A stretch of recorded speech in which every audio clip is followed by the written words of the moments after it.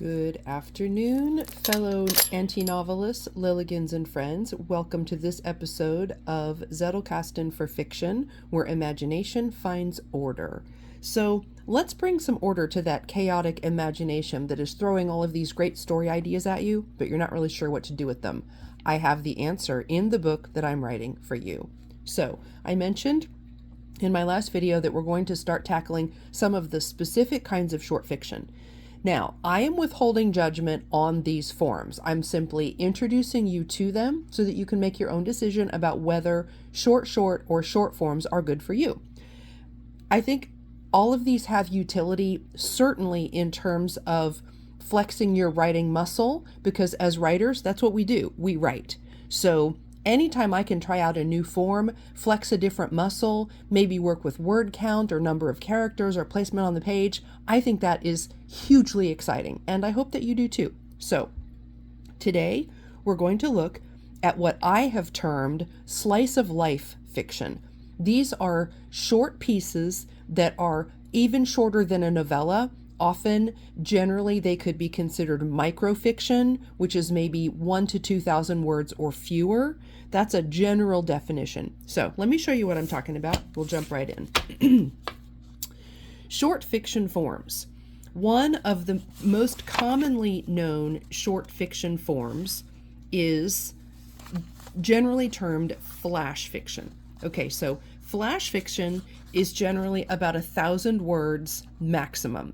So that's what I like to consider a nice guideline for slice of life. Here's the thing. When you're writing in a short form, you don't have the leverage and the width and the depth and all of the options that you have when you're working on a novel or even on a novella. You only have a tiny bit of real estate, word or character count-wise, in order to tell your story. So the cool thing about short forms is they push you to really examine your prose. They push you to really develop your narrative, to trim out all of the fat so that you have a lean, punchy, interesting story at the end of your edit. Okay? So in slice of life fiction, you're going to start with whatever your inspiration is, just like we always do. It could be a particular situation. It could be a particular conflict, a challenge. It could just be a quiet discovery. It doesn't have to be bombs blowing up everywhere. That's another thing I like about it. It can be a turn of phrase, a change of emotion, a revelation in a point of view. Those are all great turning points or even starting points for writing what I call slice of life fiction. The most important thing is that it really encourages you to do that in-depth edit and really give your reader a treat in the shortest form. So, flash fiction, 1,000 words or fewer. Generally speaking, any kind of flash or slice of life fiction is very meaning heavy. That means it's not just something flip. It's not just something light. It can be, and if it's well done, it can just be something fun that makes someone smile, which is certainly a noble goal. But generally speaking, as a genre, it's very meaning heavy. So you want to lean into those bigger thematic issues, those bigger life implications, okay? And then the action is light. Why is that? Because you don't have a lot of time.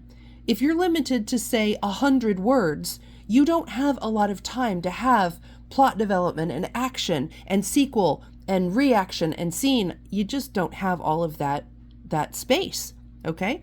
So in flash fiction, you're going to focus way more on the meaning or the gravity of the emotion. That's what flash fiction readers expect. So, one of the most common is the 6-word story. Now, there is a legend floating around out on the intertubes which misattributes a very famous 6-word story to Ernest Hemingway. I hate to bust the bubble, but Hemingway didn't write "For sale, baby shoes, never worn." It's a sad story, but it wasn't Hemingway. But that's okay. I'm on Team Hemingway anyway.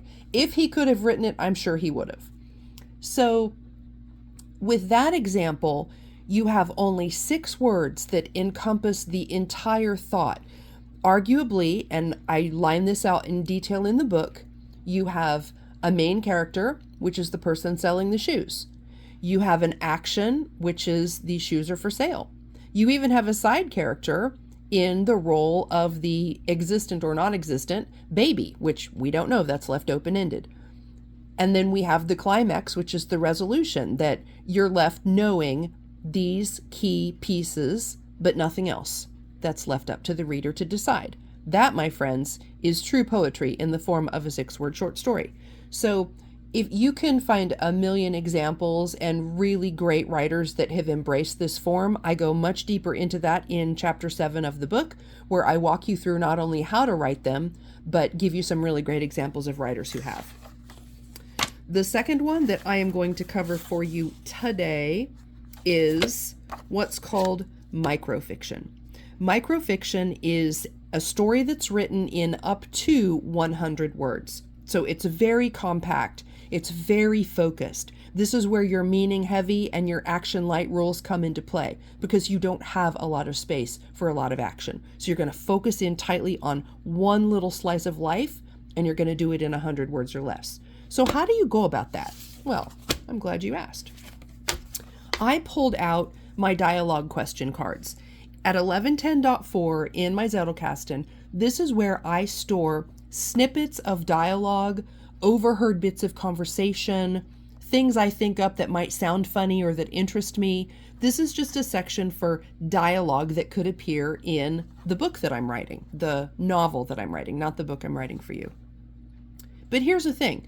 When you start collecting these snippets, these are points of departure should you want to dive in to some kind of slice of life fiction. For example, the question, you do know this is a trap, right? That implies a terrific story. So you start with that question, and then you start sketching out the details of what prompted that question and what might the answer be. The second one is another question.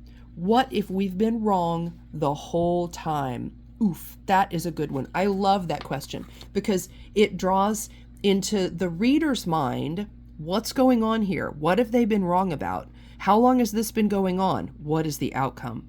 Okay, so just by using a couple of leading questions, you can lead yourself into that scenario that sparks that creativity and gets you thinking either in terms of a 6-word story or in the terms of a microfiction of 100 words or fewer.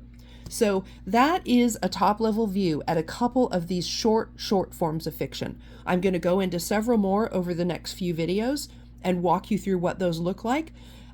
This chapter has been so much fun to write because this is not a genre or a segment of the fiction genre that I've ever delved very far into. So doing this research has just been wicked fun because even I have caught the bug, and I'm thinking about maybe a 30-day challenge of writing one piece of microfiction a day just to flex that creative muscle. That's a great practice. Great use of the form as well. So I will leave you there today with the 6-word story and the microfiction to think about. Start thinking about how that might have application to you. Start collecting some ideas and give them a number where they could live in your Zettelkasten so that when you want to go and write that short form, you're going to sit down, grab those cards, and tackle that form and see what you come up with. At the end of the day, it doesn't matter. This is just flexing that creative muscle, getting those words on the page, and working out what that could look like for a story of your own. So I will leave you there for today. As always, thank you to each and every subscriber. I'm so grateful for all of you. I'm having a blast writing this book. I can't even tell you how much fun it is.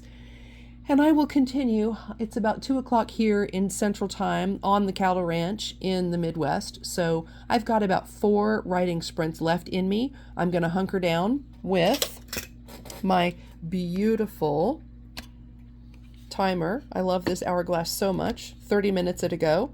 And I'm going to get some sprinting done on the book that I'm writing for you. In the meantime, let me know if you have ever tried any kind of flash fiction. I would love to know your experiences with it since it's not something I have a ton of experience with. If you've ever done it, drop me a comment. Hey, if you even want to drop a sample, be my guest. We'd love to read your samples and cheer you on. So I will leave you with that, and I will see you next time.